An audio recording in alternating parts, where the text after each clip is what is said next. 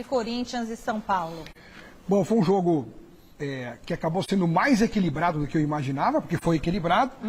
Primeiro porque o Corinthians demonstrou uma garra, uma vontade que fazia tempo que eu não via, né?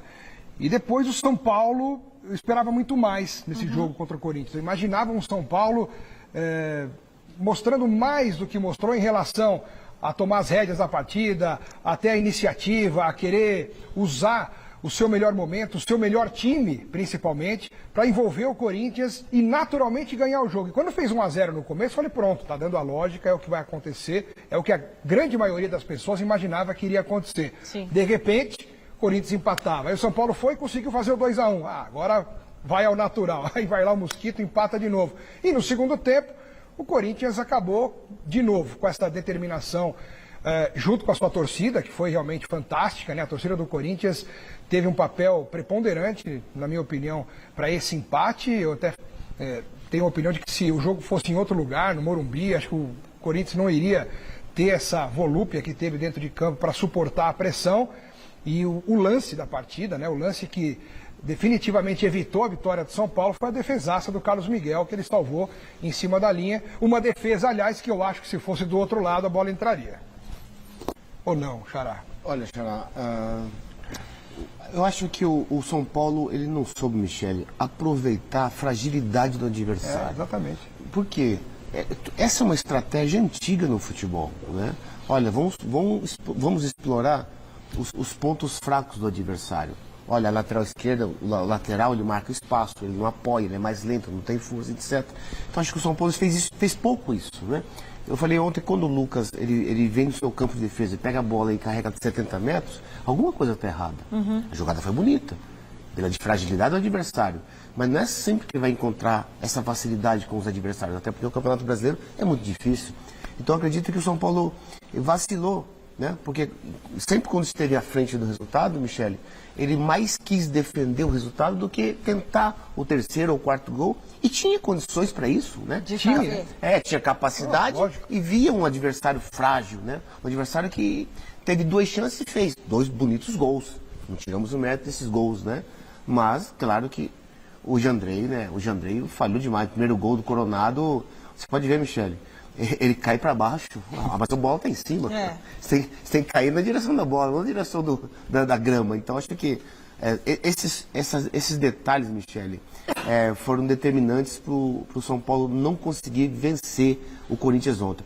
Com sabor de derrota, com certeza. E o Corinthians, é claro, teve um sabor de vitória, um empate, aquela coisa toda diante de todas as circunstâncias, mas eu acho que o Corinthians ele vai sofrer o campeonato inteiro. Até por tudo que está acontecendo no extracampo, né? Foi uma grande vitória. Qual foi o gol mais bonito para vocês de ontem? Para mim foi o do Coronado. O do Igor Coronado. O do Coronado. Embora o Mosquito tenha tido uma presença maravilhosa de primeira, né? Ele pegou de primeira, virou e bateu quase que sem olhar, mas sabendo onde estava chutando. Não foi a esmo. Ele chutou realmente ali.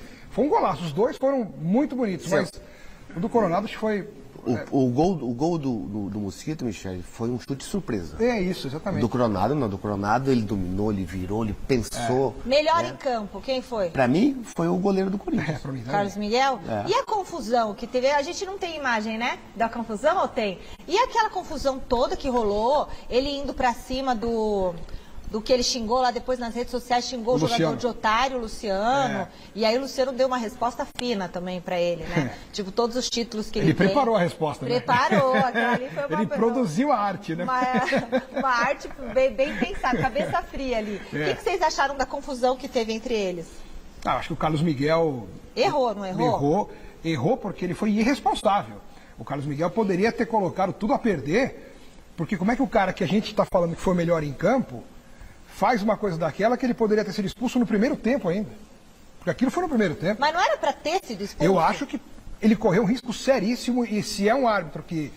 o Klaus aqui... Então, eu acho que o árbitro ele teve medo de perder o pulso do jogo. Um clássico desse, pegado, ele falou, pô, se eu expulsar o goleiro do Corinthians aqui dentro, no primeiro tempo... Eu não vou sair. Não é que eu não vou sair, mas vai ficar um jogo muito mais difícil para ele trabalhar, para ele apitar. Então ele tentou contemporizar. Então ele quase feriu a regra do jogo, né, para não expulsar o Carlos Miguel. Mas ele poderia ter sido expulso sim. Era para expulsão aquela confusão lá? Para mim sim, até porque no primeiro ato dele, que ele empurra o Caleri, Ali já deveria ter tomado cartão amarelo. Também acho. O árbitro pegou mole ali, vacilou e deu só o amarelo quando ele começou a discutir com o Luciano. E depois ele continuou indo para cima Aí ele ainda. continuou. Quer dizer, ele poderia ainda assim ter tomado o Então, eu acho que ele deveria ter sido expulso, sim. Ele foi destemperado, ele foi sem controle nenhum. Inconsequente. E poderia ter prejudicado mais o seu time. A gente segue falando de Corinthians, mas agora é com o Thiago Salazar, que está na nossa redação. Boa noite, Salazar. Você separou mais um trecho importante do Antônio Oliveira, é isso? Boa noite, Michele. Para você, para todo mundo que assiste aqui o Gazeta Esportivo, um abraço para o Alex Miller, primeira vez aqui participando do programa, trocando essa bola com esse palmeirense que agora faz parte da nossa equipe. E olha só, Michele, o Antônio Oliveira, ao falar sobre o clássico na entrevista coletiva depois do jogo, acabou revelando a impressão que deu até que foi meio sem querer que ele quase saiu do Corinthians, inclusive depois de chegar aqui ao Corinthians, né? Falou que teve proposta, enfim, dá uma olhada no que disse, daqui a pouquinho eu trago alguns detalhes. Que poderia ter estado ou continuado numa posição estável onde eu estive antes de vir para aqui. Portanto, e mesmo quando eu estive aqui, podia ter ido para outra situação com outros recursos e mantive neste projeto que eu me apaixonei, neste desafio que eu me apaixonei, principalmente pela sua torcida, pelos desafios, pelos jogadores que eu criei um elo e um vínculo. E eles também foram responsáveis por eu continuar aqui, porque me pediram para eu continuar. Bom, tá aí então o Antônio Oliveira, que durante essa entrevista ele lamentou um pouco o fato do Corinthians não ter a condição de ser o gigante que é, para brigar por títulos, para contratar jogadores, mas ele tem realmente uma relação muito próxima aos jogadores. O Yuri Alberto aí é o maior exemplo e, pelo que ele disse lá, foi justamente essa relação com os jogadores que segurou ele aqui. Aí começou o zum, quem será que fez proposta?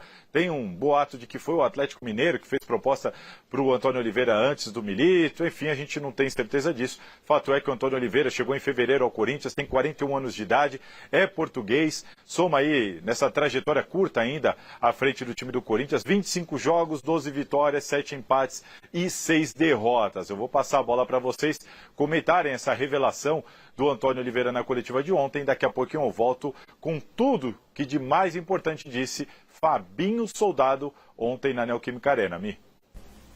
Eu acho muito assim, falar assim... Ele está buscando já uma forma de se defender no cargo, né? Para falar que, eu estou aqui há pouco tempo, mas já recebi proposta para ir embora, mas eu estou apaixonado por tudo isso, né? O amor da minha vida agora eu descobri, que é o Corinthians, essa torcida maravilhosa, ele já tenta ganhar o torcedor, né? Já faz aquele ambiente, aquela atmosfera para ele, até para dar uma justificada em eventuais novos tropeços, né, Xará? Olha, Xará, Michele, ele falou que rejeitou e quis ficar porque ele quis. Foi uma decisão pessoal, não foi? Então, se ele falou isso, é uma decisão pessoal. Então, se você ficou, você vai sofrer as consequências da cobrança de um time grande. Porque a cobrança no Corinthians e no Flamengo é aquela dimensão transcendental. Então, é importante você saber disso, né? Essas declarações, para mim, não querem dizer nada. Você tem que falar, discutir do jogo, da situação do seu time, que patina, e eu não vi evolução nenhuma no teu time. Bom, chegou a hora de conversar com a Marina Buffon, que acompanha um evento aqui na capital paulista. Boa noite, Mar. Explica pra gente onde que você tá e aproveita para trazer as novidades do São Paulo.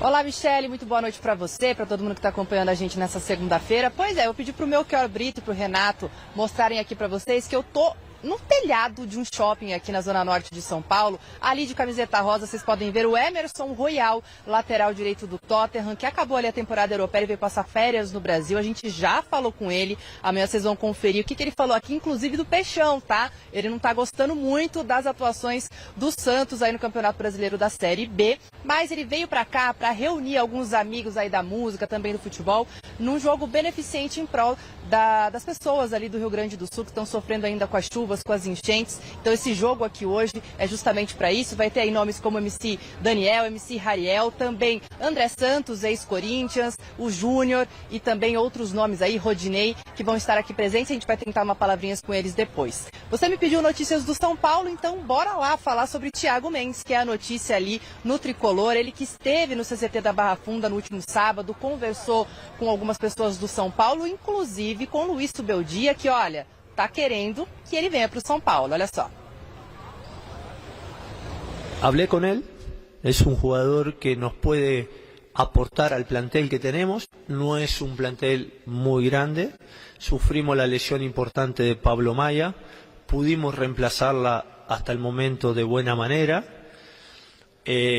con el rendimiento altísimo de Luis Gustavo ahora, con el rendimiento altísimo de Alisson, con el aporte de Galopo que también está colaborando en esta posición, con Bobadilla que está en la selección. Entonces, incorporar un jugador en zona media, donde yo pienso que la zona media es muy importante en un esquema de juego, me parece un buen aporte. Ojalá Dios quiera se dé. Aí então, tá dizendo o Beldia que espera contar com o Thiago Mendes. Não é mais nenhum segredo para ninguém que eles estão negociando sim, Thiago Mendes e São Paulo. Ele esteve no Tricolor entre 2015 e 2017. Atualmente joga pelo Al Rayyan do Catar, tem contrato até o meio do ano que vem. Então espera-se um pouquinho de dificuldade nessa contratação. No entanto, o jogador quer vir para o São Paulo. Certo? Além disso, gente, vale lembrar que o Thiago Mendes esteve ontem no camarote lá no Majestoso para acompanhar Corinthians e São Paulo. Ou seja, ele está desejando muito sim voltar para o Tricolor e ele viria justamente porque abriu uma brecha ali. O Pablo Maia sofreu uma lesão, passou por uma cirurgia, só vai estar disponível novamente ali a partir do segundo semestre, então ele viria já para essa janela de transferências para cumprir com esses protocolos. Mi, eu não posso mostrar a criançada aqui, mas alguns deles me pediram um beijo, então eu vou mandar, tá? Leonardo, Miguel, Enzo, Lorena, João Gabriel, o Ícaro e Natanael estão acompanhando a gente pelo YouTube Gazeta Esportiva. Um beijo para vocês.